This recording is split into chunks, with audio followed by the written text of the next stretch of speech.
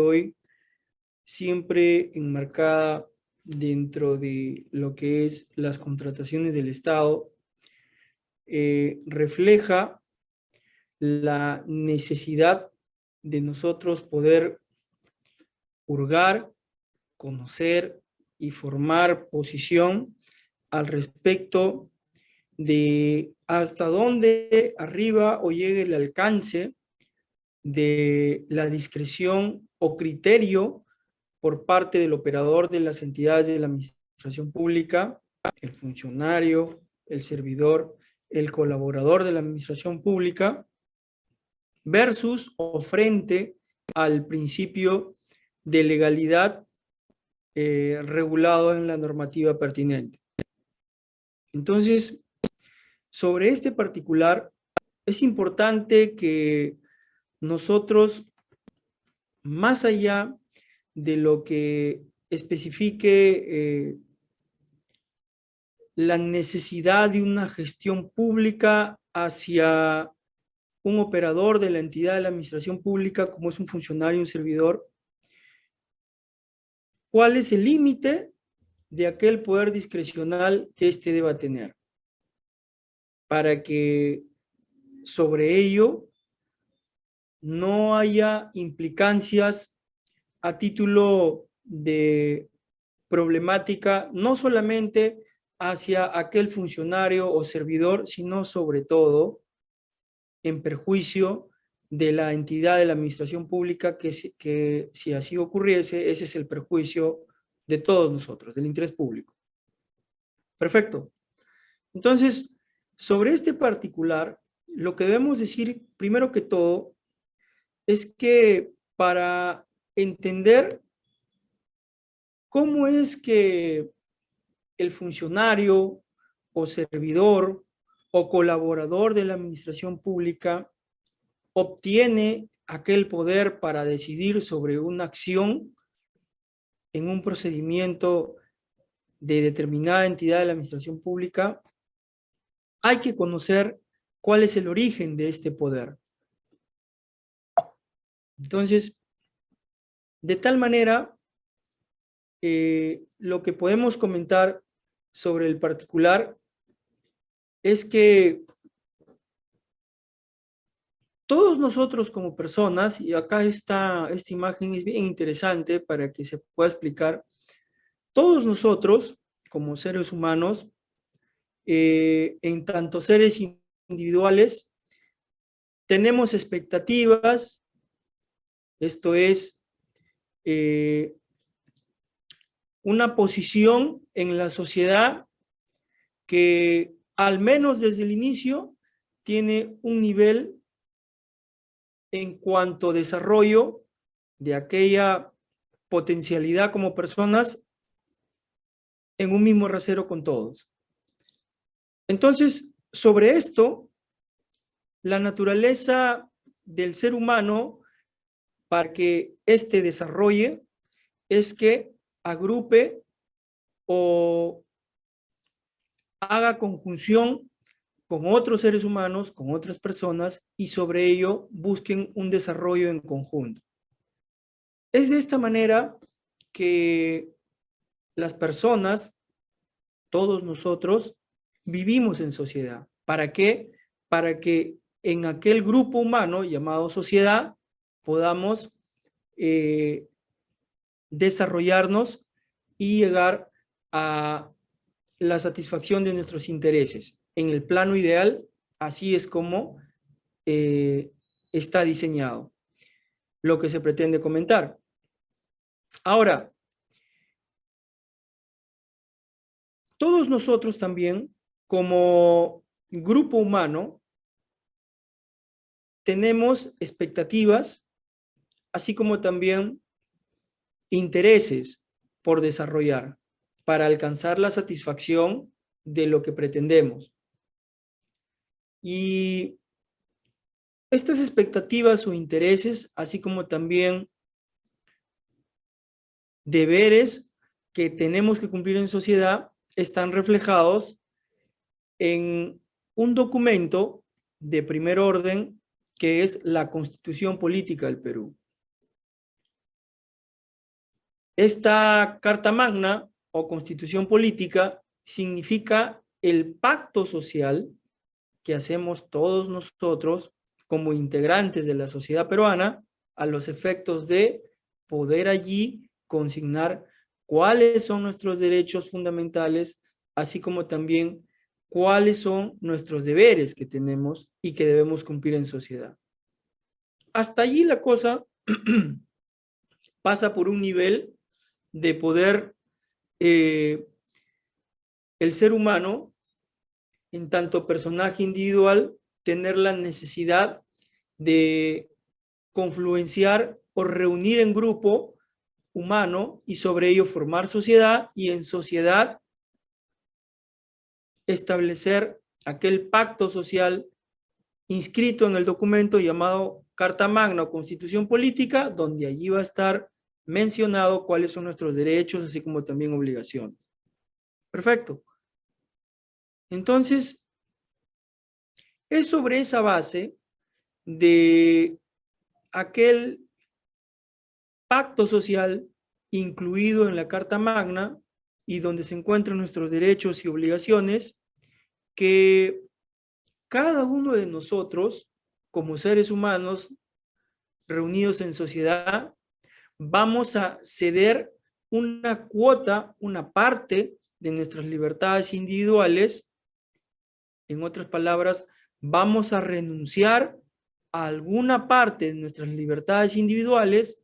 ¿Para qué? Para que eso que nosotros renunciamos engruese o fortalezca una ficción jurídica denominada poder. ¿De acuerdo? Vuelvo a repetir acá. Inscrito el pacto social en la Carta Magna, en la Constitución, cada uno de nosotros, como personas, cedemos o renunciamos a nuestras cuotas de libertad, a una parte de nuestras cuotas de libertad individual, para que eso vaya dirigido a una fuerza ordenadora llamada poder, que finalmente es una ficción, no existe en plano tangible o material. Y sobre esto, este poder engrosado de la renuncia en parte que hacemos nosotros o de la cesión en parte de nuestras cuotas de libertad, aquel poder va a manifestarse para la buena marcha de todos nosotros como integrantes de la sociedad y de la sociedad en su conjunto también, se va a expresar a través de funciones, aquel poder. Habrá, por lo tanto, que el poder en cuanto fuerza ordenadora se manifestará a través de la función legislativa, a través de la función jurisdiccional, a través de la función administrativa y a través de las funciones especiales, como son las del control gubernamental, el control constitucional de la ley, la defensa del pueblo y el electoral. ¿De acuerdo? Entonces, este poder nacido, engrosado, fortalecido sobre nuestras cesiones o renuncias de parte de nuestras cuotas de libertades, existe para que se manifieste a través de funciones. Y una de esas funciones sobre las cuales se expresa, manifiesta, desempeña o desarrolla el poder es la función administrativa. Es en virtud de esta función administrativa que, ya lo vamos a ver, sobre esta función administrativa de poder, el operador de la entidad de la administración pública, el funcionario, el servidor, el colaborador, el contratado, pero finalmente una persona que brinda un servicio en una entidad de la administración pública, va a hacer uso de aquella función administrativa de poder y dentro de aquel uso ejercerá también su poder discrecional, su margen de discreción o criterio para poder decidir en un determinado procedimiento administrativo. ¿Correcto?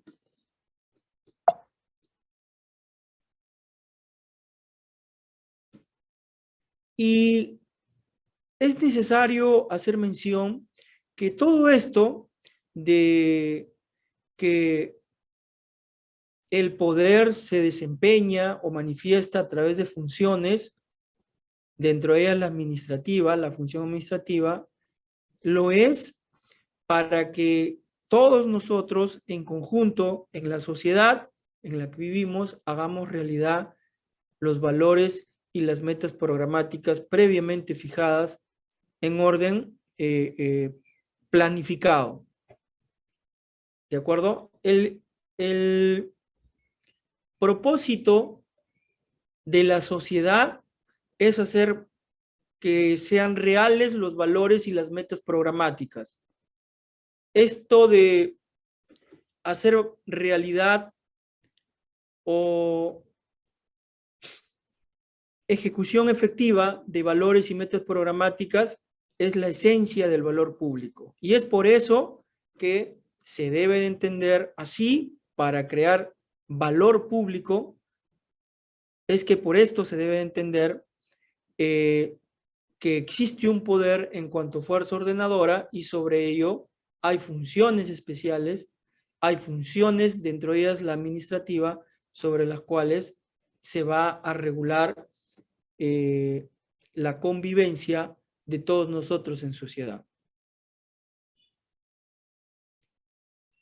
El poder en cuanto a fuerza ordenadora actúa para que la sociedad cumpla su propósito. Esto es, lograr el valor público. ¿De acuerdo?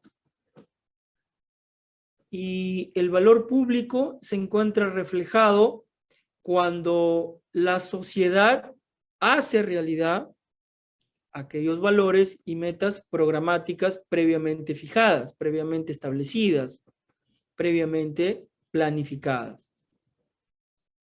Siendo así, el poder debe colaborar, ayudar a la generación de valor público.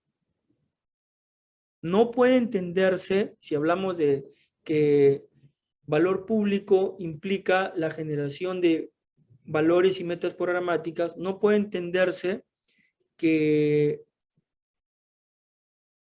la función administrativa de poder se desarrolle o desempeñe haciendo un mal uso el operador, funcionario o servidor de aquella función administrativa de poder. Eso no sigue el orden natural de la existencia del poder en cuanto a fuerza ordenadora y una de sus manifestaciones, que es la función administrativa de poder. Estaría trastocado.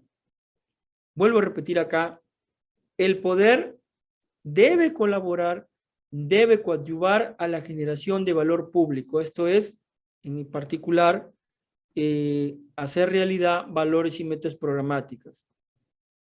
Todas las manifestaciones del poder deben apuntar, esto es, aportar a dicho propósito.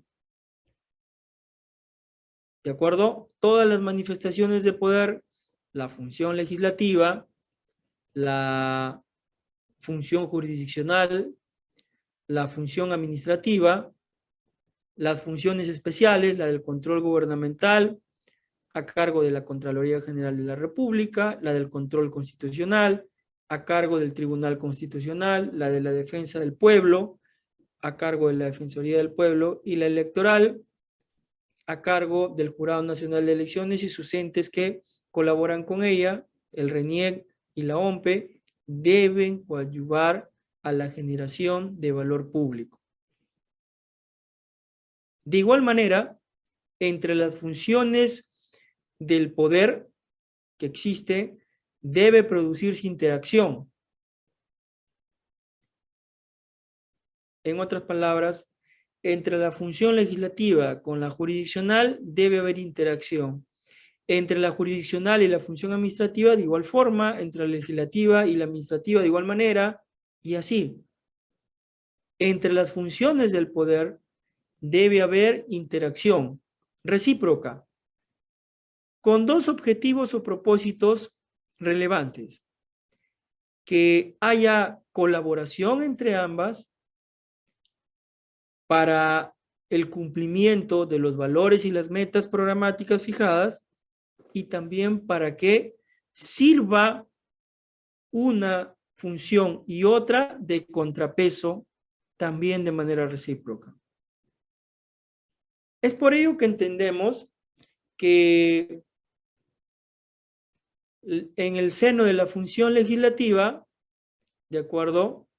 Esta existe para poder generar la creación de instrumentos normativos, y sobre esta, en cuanto a lo que es el control, la función especial del control constitucional, por ejemplo, a través de esta función especial de control constitucional, se supervigile que aquella norma creada en el seno de la función legislativa sea la correcta.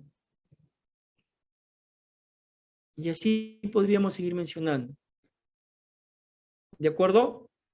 Es por ello que también la función especial de defensa del pueblo puede cuestionar, a título de las competencias que le asiste a la Defensoría del Pueblo, sobre algún abuso que se esté cometiendo en el seno de la función jurisdiccional, en la administración de justicia que éste realiza.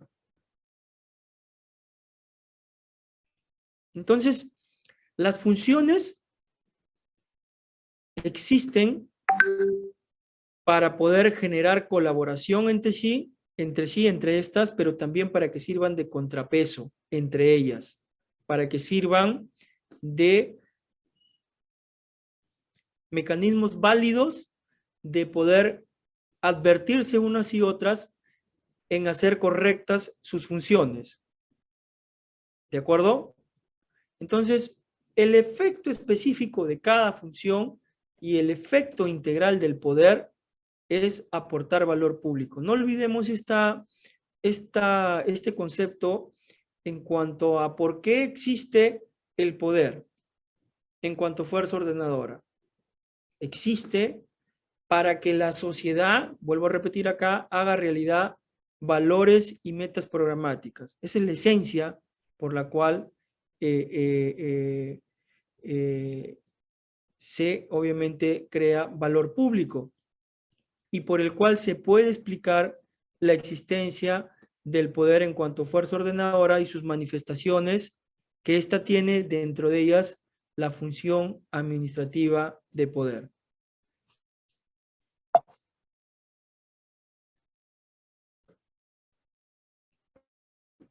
Fíjense ustedes, y en todo este seno, en toda esta naturaleza de por qué nosotros como personas individuales tenemos una necesidad de confluenciar con otros pares para poder hacer sociedad, y que a nivel de sociedad tengamos fijados nuestros deberes y derechos en una norma llamada Constitución, y en razón de esta norma que se llama la Constitución, nosotros cedemos alguna parte de nuestras libertades o renunciamos a ellas para que haya una fuerza ordenadora llamada poder y que éste desempeñe o manifieste a través de funciones.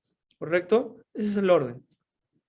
En particular, en lo que corresponde a la manifestación del poder de la función administrativa, que es la que nos corresponde a nosotros, en el seno del derecho administrativo y en específico del derecho procesal administrativo, y más específico en la contratación pública, y más específico sobre ella el poder discrecional que tiene el funcionario o servidor de una entidad de la administración pública.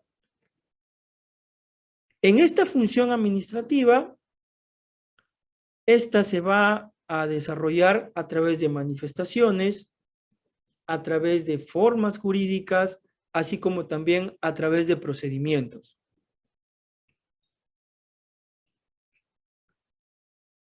En lo que corresponde a las manifestaciones de la función administrativa de poder, esta así se exterioriza o manifiesta reglamentando normas con naturaleza de ley u otras normas reglamentarias previas,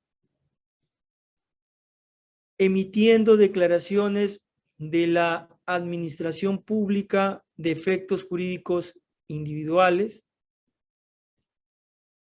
organizándose internamente la entidad, y para esto se hace uso de los sistemas administrativos, las entidades, contratando en ejercicio de función administrativa y ejecutando actos de manera material. Fíjense, estas son las 5 manifestaciones de la función administrativa de poder. Manifestaciones que tienen sus formas jurídicas también. En cuanto a la manifestación de reglamentación, su forma jurídica será el reglamento. Reglamento que tiene un efecto jurídico colectivo, porque no solamente es para un administrado su efecto, sino también para un colectivo, para varios de nosotros como administrados. También es una forma jurídica de manifestación o expresión de la función administrativa, el acto administrativo. Y este acto administrativo no es sino otra cosa que la declaración unilateral de la administración pública, del funcionario, servidor, operador competente de la administración pública, que declara derechos y obligaciones con efectos jurídicos individuales hacia un determinado administrado. ¿De acuerdo? El acto administrativo contiene de por sí poder, por supuesto. Es una forma jurídica de expresión de la función administrativa de poder. No se olviden de esto. Es una forma jurídica sobre las cuales se expresa la función administrativa de poder. Y otra forma jurídica sobre la cual también se expresa o manifiesta la función administrativa de poder es el acto de administración interna. Acto de administración interna que por su propio nombre no es un acto administrativo, pero sí implica su existencia para la buena organización y marcha de la entidad y con ello propender a un buen servicio o eficiente y eficaz servicio al administrado.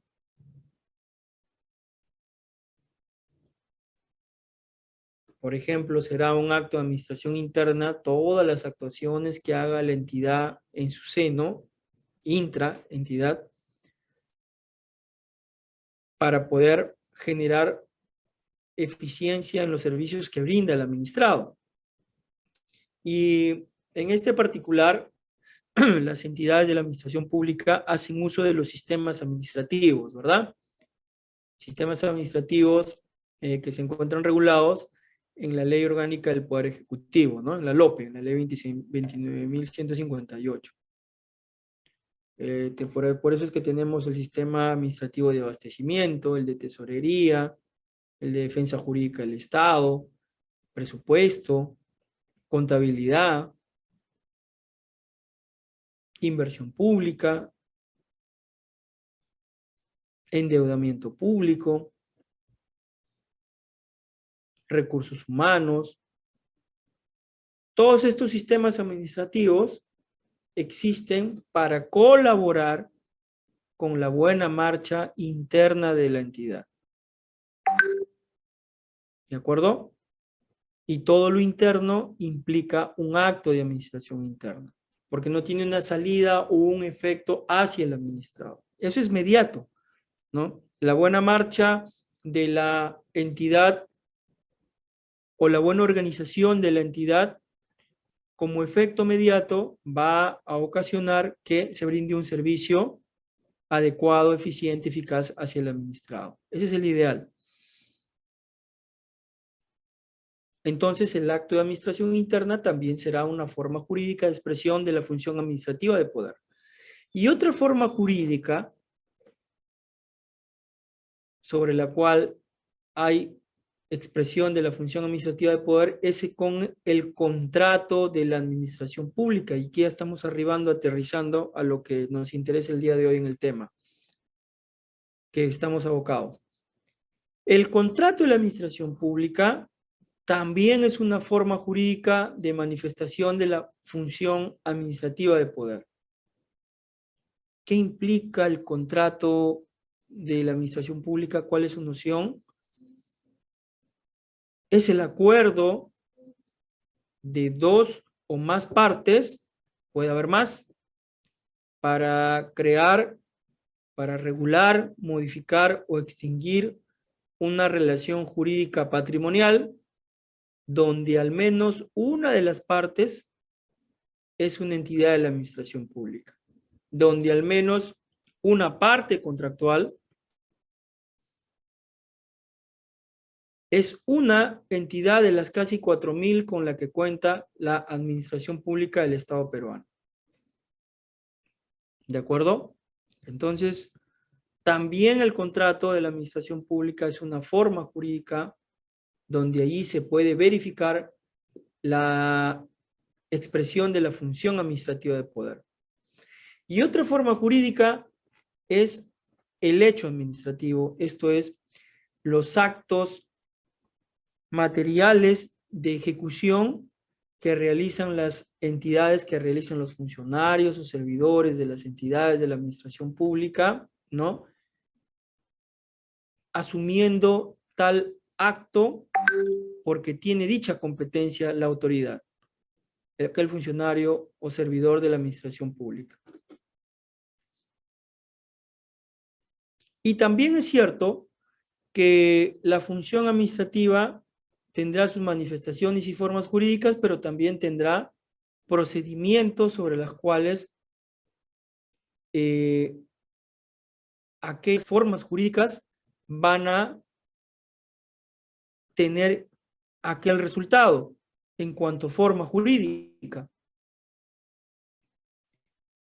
Siendo así, para que exista un reglamento, tendrá que haber un procedimiento reglamentario. Para que exista un acto administrativo, en cuanto efecto, en cuanto consecuencia, tiene que haber de manera previa haber habido un procedimiento administrativo. ¿De acuerdo? Por ejemplo, para que la autoridad administrativa competente, el funcionario o el servidor emite un acto administrativo sobre lo que solicita un administrado, tiene que haber en el medio un procedimiento administrativo que se haya seguido. El administrado solicita su licencia de funcionamiento, presenta sus requisitos de acuerdo al texto único de procedimientos administrativos regulado como instrumento jurídico interno en la entidad,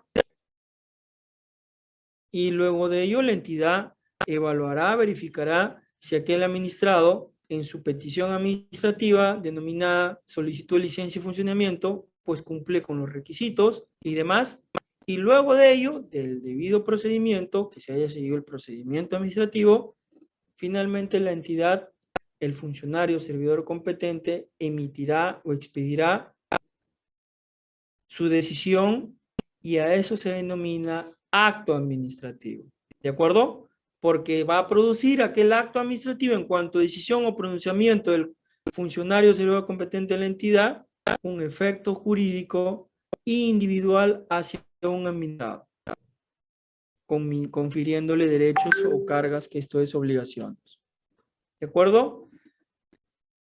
De igual manera, para que haya un acto de administración interna, tiene que haberse seguido un procedimiento de administración interna. Por ejemplo, para que el acto de administración interna, reglamento interno de trabajo, para la buena marcha de las actividades de los trabajadores de la entidad de la administración pública exista, para que exista este documento, RIT, reglamento interno de trabajo, tiene que haber habido un procedimiento previo de elaboración de aquel documental, de aquel instrumento interno y sobre el cual finalmente se cuente con el documento denominado Reglamento Interno de Trabajo en el ejemplo que yo les estoy dando. ¿Para qué? Para que eso exista en cuanto a generación de la buena marcha, de la buena convivencia laboral de todos los trabajadores de una entidad de la administración pública.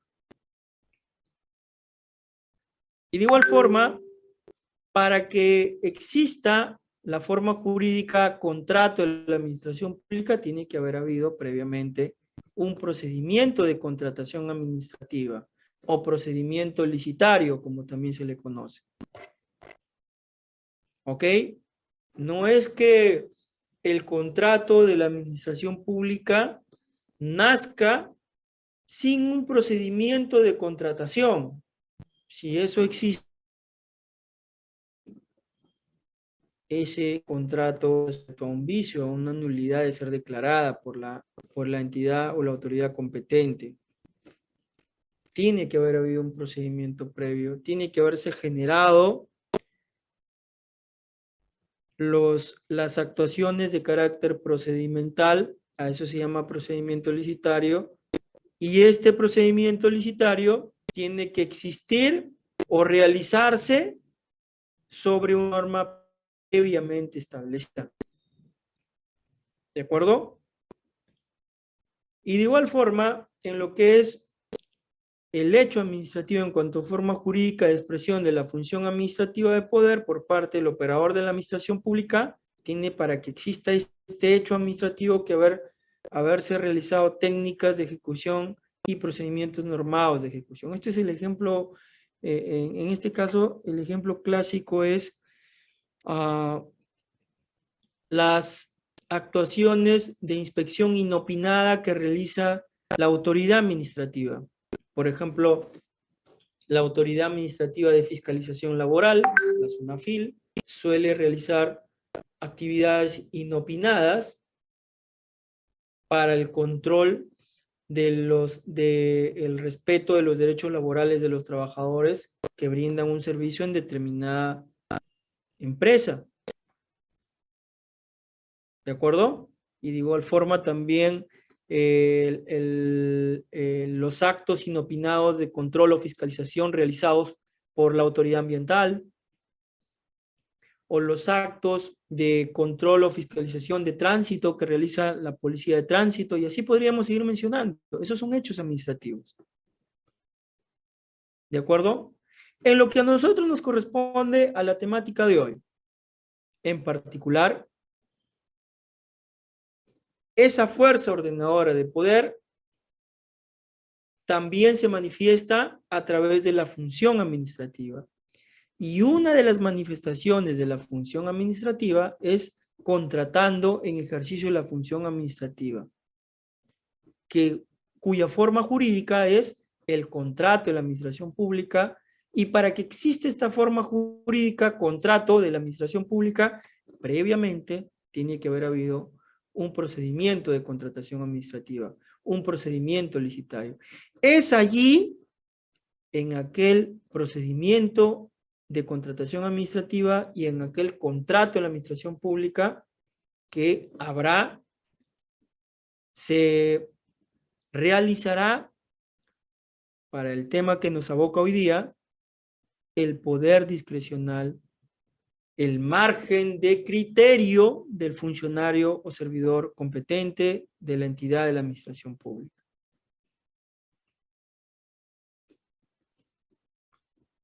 Y también tenemos que tener en cuenta, no menos relevante, es el hecho de que, si bien es cierto, existe una forma jurídica particular que es el contrato de la administración pública, y que este contrato de la administración pública deviene de un procedimiento licitario, y esto es la clara muestra de la existencia de la función administrativa de poder. Para que este funcionario o servidor, colaborador, esto es autoridad competente, una persona que brinda un servicio en una entidad de la administración pública, tenga su margen o poder de discreción, tiene que tener en cuenta las fuentes sobre las cuales este operador, autoridad, puede nutrirse y tener el fundamento suficiente para poder ejercer aquel margen de discreción o criterio en un determinado procedimiento administrativo y en particular el procedimiento administrativo licitario o en el contrato de la administración pública derivada del procedimiento administrativo licitario.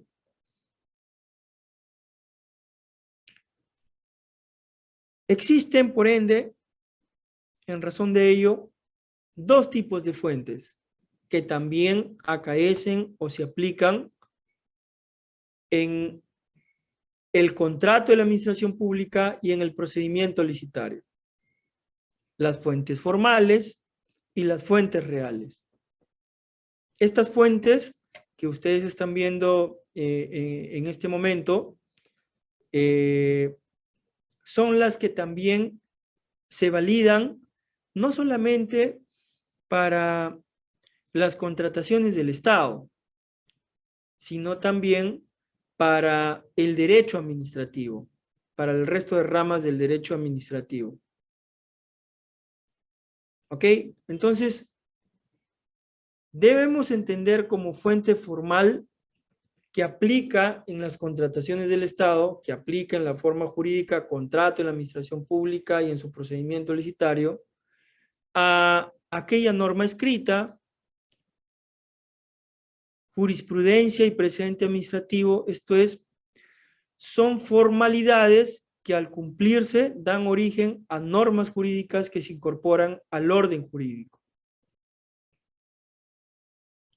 Y la primera fuente formal que existe en las contrataciones del Estado es la norma escrita. Tenemos en primer orden, en razón de ello, a la Constitución Política del Perú, y por debajo de esta a las leyes orgánicas, la ley, el decreto legislativo, el decreto de urgencia, el decreto supremo sobre cuando trata de aranceles, en el plano de nivel de gobierno regional, la ordenanza regional, y en el plano de nivel de gobierno local, las ordenanzas municipales, distritales o provinciales. También forma parte, en cuanto norma escrita, de las fuentes formales, los decretos supremos, la resolución ministerial, y en el seno de los niveles de gobierno regionales, el decreto regional, y a nivel del gobierno local, el decreto de alcaldía, tanto para gobiernos locales, distritales como provinciales. Así también son norma escrita o fuentes formales de las contrataciones del Estado, las directivas, los circulares. Es por eso que, fíjense ustedes, es por eso que existe la normativa de contrataciones del Estado creada por ley. Es por eso que la Constitución Política del Perú, en el artículo 76, regula, obviamente, que las adquisiciones que realice el Estado tienen que hacerse siguiendo los procedimientos que regula la ley por licitación. Es por eso que el reglamento de la normativa de contrataciones del Estado es creado por decreto supremo, ¿de acuerdo? Y es por eso que los instrumentos especiales sobre contratación pública que aplican a todos los procedimientos licitarios nacen en razón de directivas que emite el organismo supervisor de las contrataciones del Estado. Dense cuenta, todo esto son norma escrita, fuente formal de las contrataciones del Estado. Y también es fuente formal en la contratación pública la jurisprudencia, ¿de acuerdo? Jurisprudencia donde una resolución del Poder Judicial puede afectar a lo decidido en el seno de las contrataciones del Estado. Por ejemplo, en el plano de los procedimientos administrativos sancionadores seguidos contra administrados, proveedores del Estado, donde el Tribunal de Contrataciones del Estado, alguna de sus 5 salas, sanciona a un proveedor. Si este proveedor va y recurre al Poder Judicial y el Poder Judicial ordena que se deje sin efecto, se revoque la sanción recurrida por el colegiado administrativo, el Tribunal de Contrataciones del Estado, el ente administrativo tendrá que aceptar la decisión emitida por el Poder Judicial. La jurisprudencia es fuente formal de las contrataciones del Estado, necesariamente. Los precedentes administrativos, que son las declaraciones de derecho en ejercicio de la función administrativa, que llenan vacíos y que sirven para establecer criterios a seguir en casos sustantivamente iguales, también son fuente de las contrataciones del Estado, fuente formal de las contrataciones del Estado.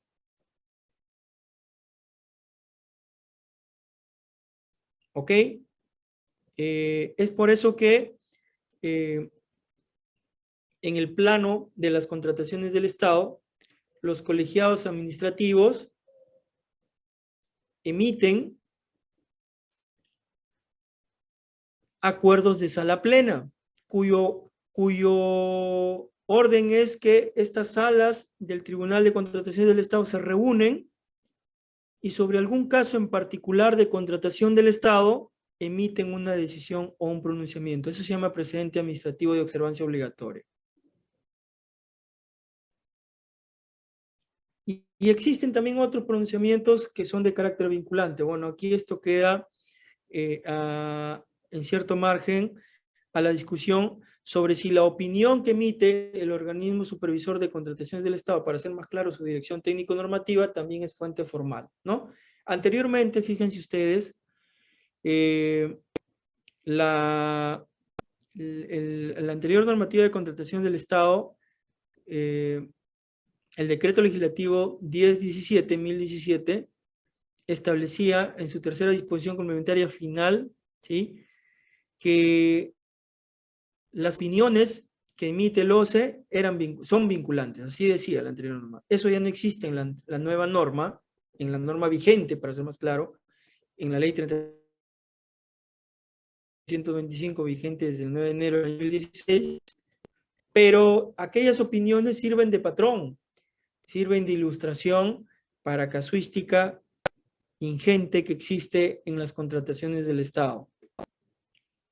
Inclusive existe opinión de OCE, donde en aquella opinión se involucra la necesidad de tomar por vinculante a todas las opiniones que emite el OCE, su dirección técnico-normativa. Bien, la costumbre, en cuanto a práctica reiterada, genere convicción sobre la existencia de una norma jurídica, en las contrataciones del Estado no aplica. ¿De acuerdo? Por lo tanto, tenemos como fuentes la norma escrita, fuentes formales, la norma escrita, la jurisprudencia, los precedentes administrativos y otro tipo de pronunciamientos vinculantes, por allí las opiniones de OCE, como yo les estaba comentando. Y a la par de esto también tenemos a las fuentes reales,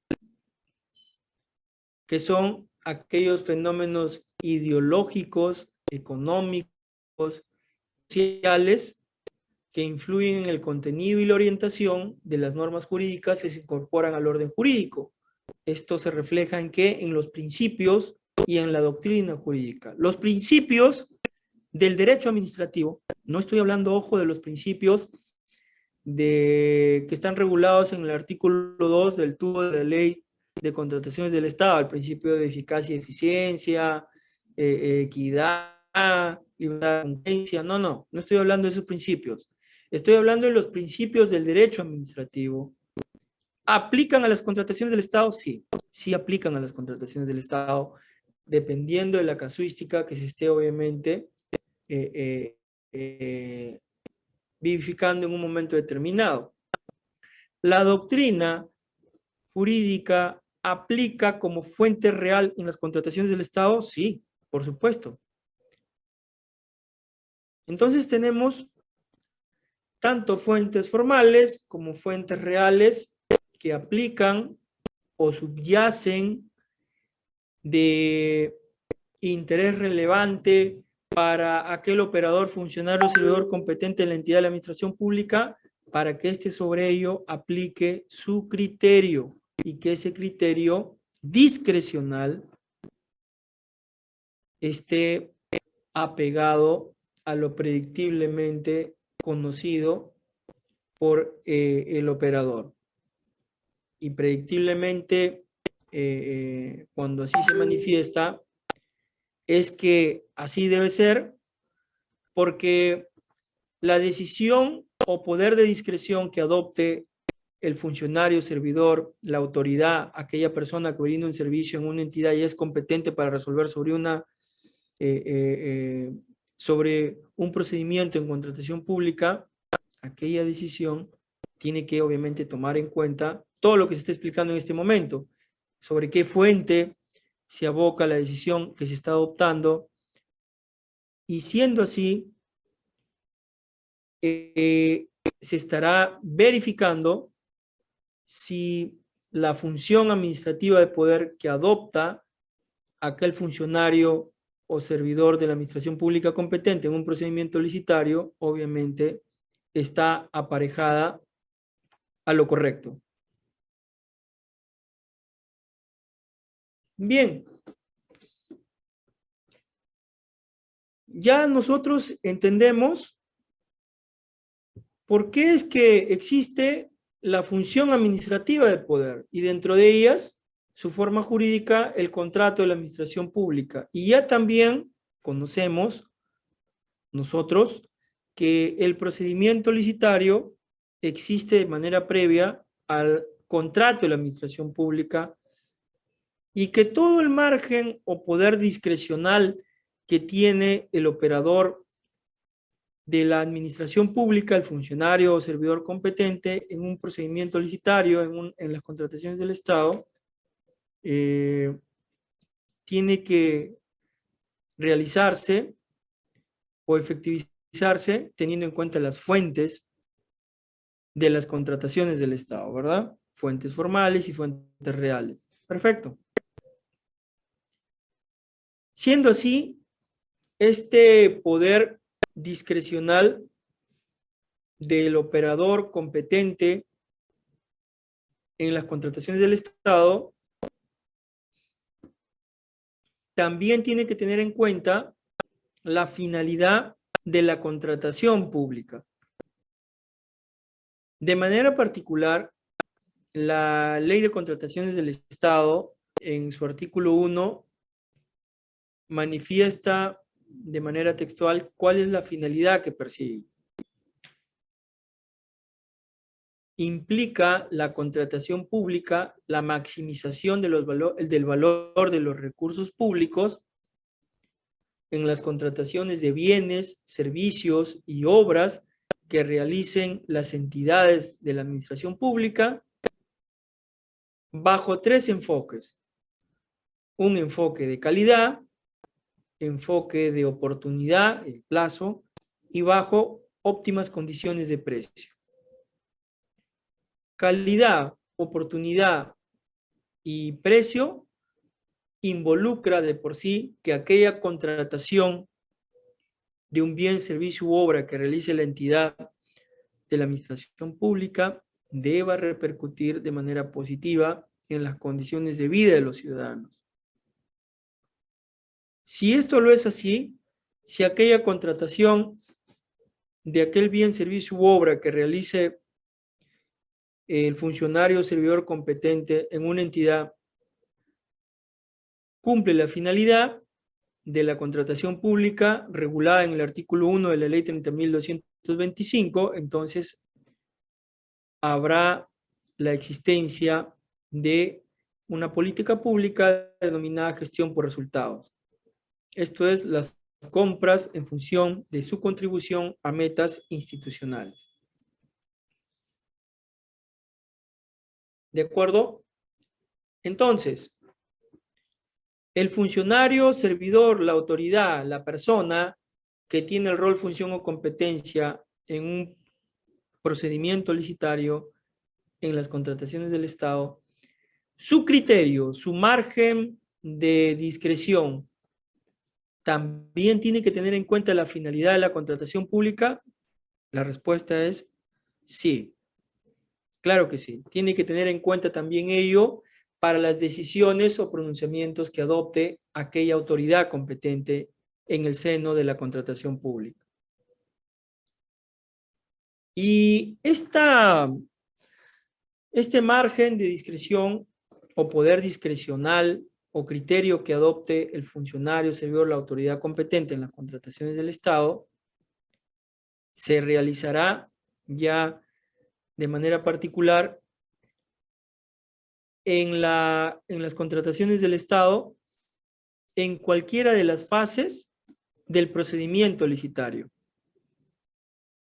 A grosso modo, acá tenemos las fases del procedimiento de contratación pública, del procedimiento licitario.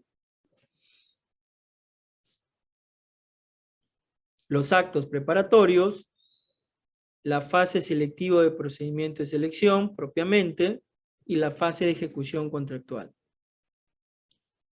La fase de programación y actos preparatorios que inicia desde el requerimiento, ¿verdad? Del área usuaria hasta la aprobación del documento del procedimiento de selección.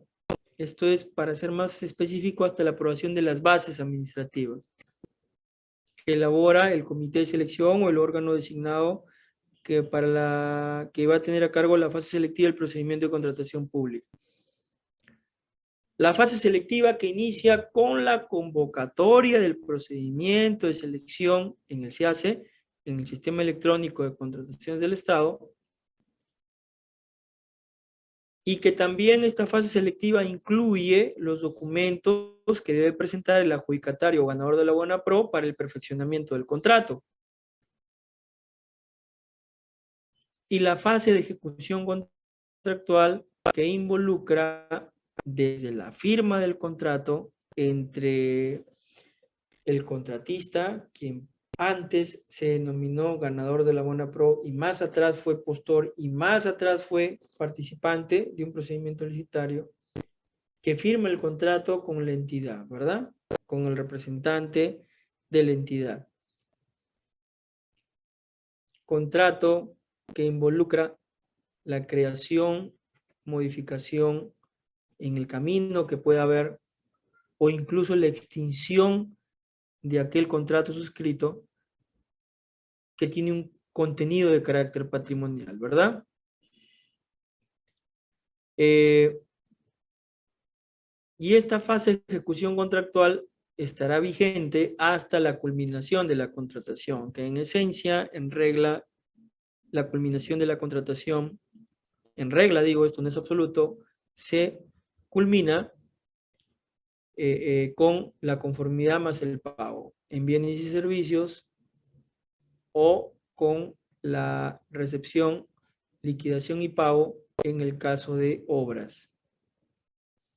Bien, fíjense ustedes, acá tenemos a grosso modo las fases del procedimiento licitario.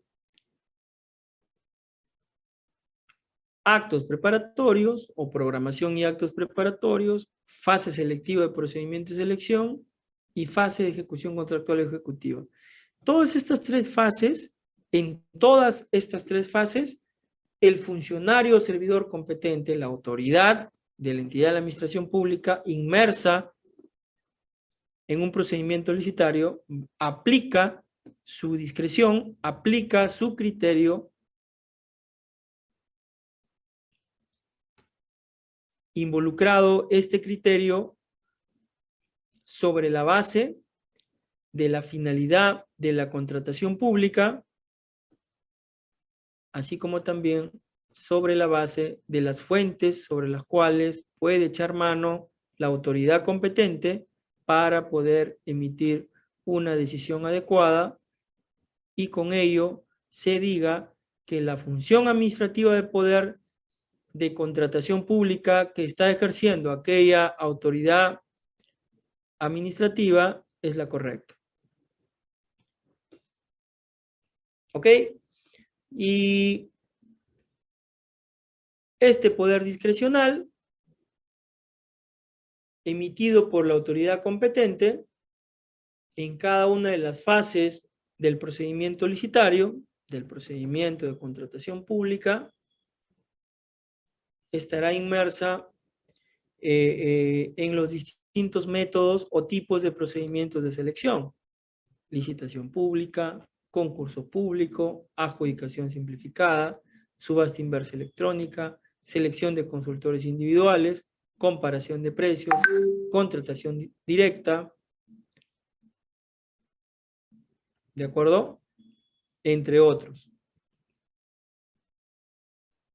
Licitación pública para bienes y obras, concurso público para servicios, adjudicación simplificada que es de menor cuantía para bienes, servicios y obras, subasta inversa electrónica para determinados productos, bienes o servicios que tengan ficha previamente aprobada, selección de consultores individuales para ciertos objetos y a una determinada cantidad económica a contratar, servicios, comparación de precios relativo a bienes y contratación directa que omite la fase selectiva o de procedimiento de selección propiamente.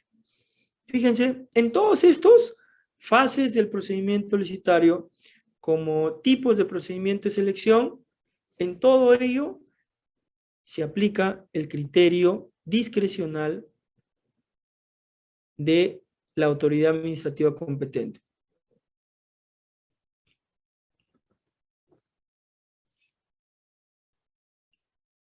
Hoy en día, con el mayor uso de las tecnologías de la información y comunicación, sobre todo por ello, el margen de discreción de la autoridad administrativa se encuentra restringido cada vez más. Esa es una realidad donde si nosotros vemos la fotografía a 20 años atrás, al menos, por ejemplo, en los 2000 con la vigencia de la ley 26.850 o con la vigencia de sus textos únicos ordenados de la ley de contrataciones y adquisiciones del Estado, los decretos supremos 083 y 084-2004 PCM, vamos a darnos cuenta que aquella figura fotográfica de aquel tiempo, al día de hoy, 2022, cada vez el margen discrecional de la autoridad competente en un procedimiento licitario es menor. Y esto se encuentra así especificado en la realidad, sobre todo por el uso en mayor medida de las tecnologías de la información y comunicación, tanto en la fase de programación y actos preparatorios, en la fase selectiva, como en la fase de ejecución de contrato. En la fase preparatoria, a cargo propiamente de las entidades, desde la descripción de la necesidad, la determinación de las características de bienes, servicios u obras que congruentemente satisfagan la necesidad, en la determinación del valor referencial para los objetos obras y consultorías de obras, o del valor estimado para los objetos bienes y servicios, y luego de ello para el establecimiento de los rangos mínimos de condiciones, modo, plazo y fórmula financiera para la ejecución del contrato y para la elaboración de las bases. A nivel de la fase selectiva, en lo que corresponde a la convocatoria, el procedimiento, cuando los proveedores formulan consultas y observaciones a las bases, cuando el proveedor presenta la oferta, cuando la entidad evalúa la oferta, la califica,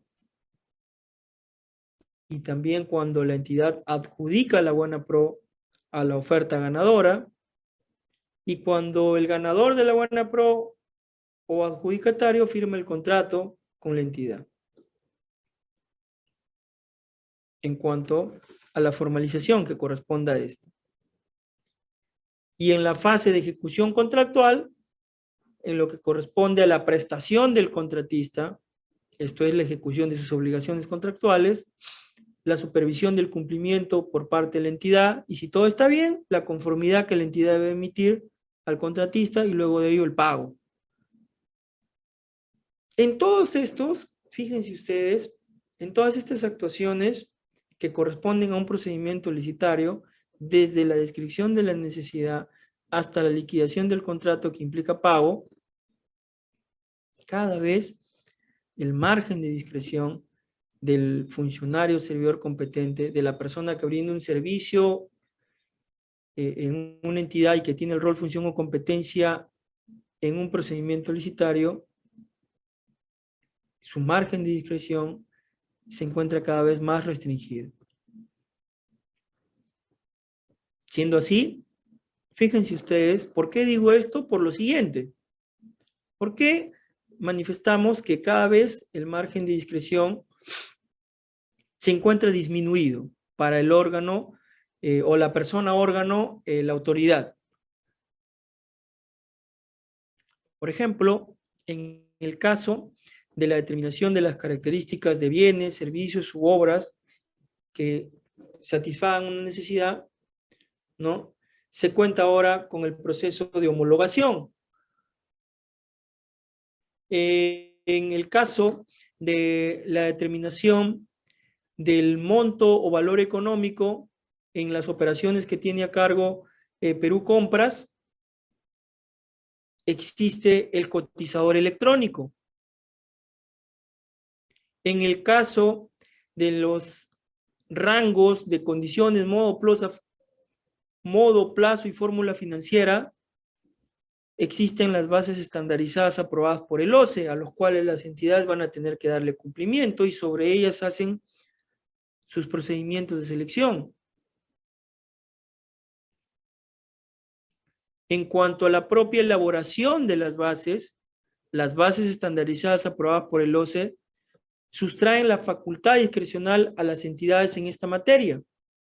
O sea, en otras palabras, la autoridad, la persona que se encuentra inmersa por la función que desempeña en un procedimiento licitario, no puede de por sí ir contra las bases estandarizadas, no podría sustraer algún elemento que es de orden obligatorio, incluido previamente en las bases estandarizadas, porque si no el procedimiento licitario sería nulo de oficio al amparo de lo regulado en el artículo 44 del tubo de la Ley de Contrataciones del Estado. De igual manera, en la fase selectiva, la convocatoria ahora se hace a través de un sistema electrónico denominado SEACE. Bueno, esto tiene ya varios años, pero anteriormente así no era. De igual manera, los proveedores, llamados participantes, consultan y observan a las bases a través del SEACE. Antes no era así. Antes tenía el participante que presentar un documento físico, presencial, ante la entidad. Ahora no, ahora todo es a través del sistema electrónico. Cerquita nada más, no tiene esto mucho tiempo. Me parece que esto está vigente del año 2019, de junio del año 2019. Los proveedores ahora presentan sus ofertas de manera electrónica. Antes no. Antes tenían que presentarlo de manera física, presencial. Ahora todo es de orden electrónico. En buena medida. De igual manera, para el plano de la evaluación, calificación de la oferta por parte del órgano competente de la entidad, de la autoridad que está inmersa en un procedimiento licitario, que tiene el rol, función o competencia para tal acto, en el caso de las subastas inversas electrónicas existe una puja, ¿de acuerdo? Y también se hace uso del SEACE. De igual forma, la adjudicación de la buena pro, para que ésta exista, la adjudicación de la buena pro y que se publique, se hace uso del SIACE, el Sistema Electrónico de Contrataciones del Estado. ¿De acuerdo? Y el contrato, para su formalización como tal entre el contratista con la entidad, también se hace uso del SIACE, por dar algunos datos. Ahora, en el Sistema Electrónico de Contrataciones del Estado, se publica el contrato, se publica, si es un consorcio el contratista, el contrato de consorcio, se publica si el contratista ha tenido la obligación de presentar garantía, se publica la garantía. Lo que antes no existía. Si vemos la figura de cortos 20 años atrás, adelante, no era así. ¿De acuerdo? Y de igual manera, en ejecución de contrato, paulatinamente se vienen implementando registros de carácter electrónico de las actuaciones en este contrato, sobre todo de algunas prestaciones, de algunos objetos como obras, como por ejemplo lo que corresponde a la inclusión del expediente técnico de obra en el sistema electrónico, a lo que corresponde a las valorizaciones, así como también a lo que es el cuaderno de obra digital. Y así podríamos seguir mencionando, donde también en la fase de ejecución de contrato, cada vez el margen de discreción del operador, funcionario, servidor, colaborador, la persona órgano competente en un procedimiento licitario tiene margen de discreción menor, restringido. ¿Por qué? En mayor medida por el uso de las tecnologías de la información y comunicación, que otorgan publicidad, otorgan transparencia a un procedimiento licitario. ¿De acuerdo? Esto no es absoluto, pero involucra el uso en mayor medida de las tecnologías de la información y comunicación, la mitigación de lo que sería contrario a publicidad o transparencia. Esto es, ir contra la integridad en una contratación pública. Esto es involucrarse en actos de corrupción u otros. Entonces, aquí la figura sobre qué parte o margen de discreción tiene el operador en un procedimiento licitario.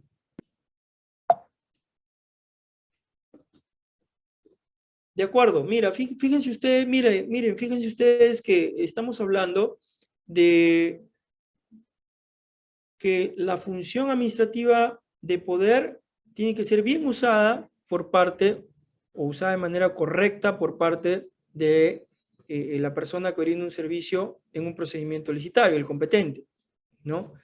No obstante que cada vez el margen de discreción se encuentra restringido,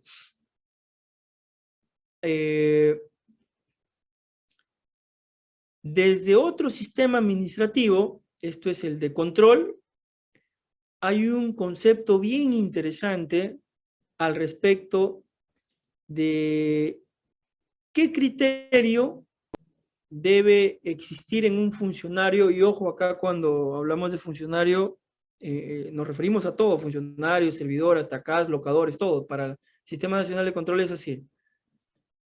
¿Qué criterio se debe utilizar ante decisiones que deba adoptar aquel funcionario? Dice sí, miren, esto es la cuarta disposición complementaria final de la ley 29.622. En los casos en que la legislación vigente autorice a los funcionarios expresamente algún grado de discrecionalidad para determinada toma de decisión, los órganos del Sistema Nacional de Control no pueden cuestionar su ejercicio por el solo hecho de tener una opinión distinta. ¿De acuerdo? Tal decisión solo puede observarse si fueron tomadas sin una consideración adecuada de los hechos o riesgos en el momento oportuno o por los resultados logrados según los objetivos y metas planteados, o cuando en los casos que la normativa permita varias interpretaciones, la decisión se aparte de la interpretación adoptada por el órgano rector competente en la materia.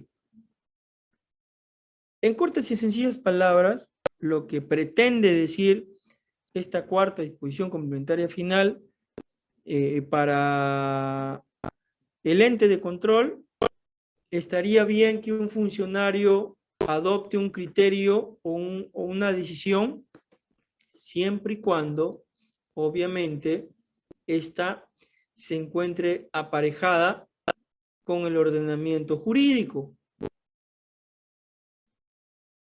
¿De acuerdo?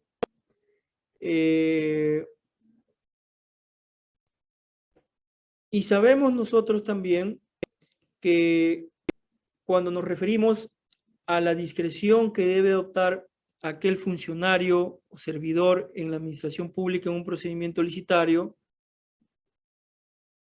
para la adopción de aquella decisión tiene que hacer uso de las fuentes, ¿verdad? Que ya hemos explicado minutos atrás. Por lo tanto, aquella posibilidad de decisión, esto es discreción por parte del operador, del funcionario, como así lo llama la Contraloría General de la República, o del operador en un procedimiento licitario, tiene que estar bajo el canon, bajo lo que el derecho o la norma le ampara, lo que la fuente le permite realizar. No puede ir más allá de ello. Porque si eso ocurre, obviamente, habría dos consecuencias de carácter nocivo. Una individual hacia el funcionario que adopta tal decisión, desaparejada del ordenamiento explicado en fuentes, como ya les he indicado, y dos, el efecto nocivo que significa el perjuicio ocasionado con aquella mala decisión del operador hacia la entidad. ¿Ok? Y esto Contraloría General de la República lo tiene bien claro, ¿no? Como tal. Entonces, el mensaje está involucrado en esta sesión a que el funcionario competente involucrado en un procedimiento licitario, involucrado en las contrataciones del Estado, adopta su poder de decisión, adopta su margen de discreción, sí y solo sí, sobre la base predictible de lo que tiene como fuente a aplicar. Fuente formal, norma escrita, precedentes, jurisprudencia, y no salirse de ese marco. Sería un error si el funcionario competente de las contrataciones del Estado omite o elimina o suprime alguna parte de las bases administrativas para la convocatoria de determinado procedimiento licitario de la entidad en la cual éste brinda un servicio. Eso es nulo y tendría también una consecuencia contra él, ¿verdad? Nulidad del procedimiento administrativo, llamado procedimiento de selección, y consecuencias a nivel de lindes responsabilidades sobre aquel funcionario que adoptara aquella decisión. ¿De acuerdo? Las fuentes es sumamente relevante que se tengan en cuenta para la adopción de la decisión por parte del funcionario, operador o persona órgano en un procedimiento licitario.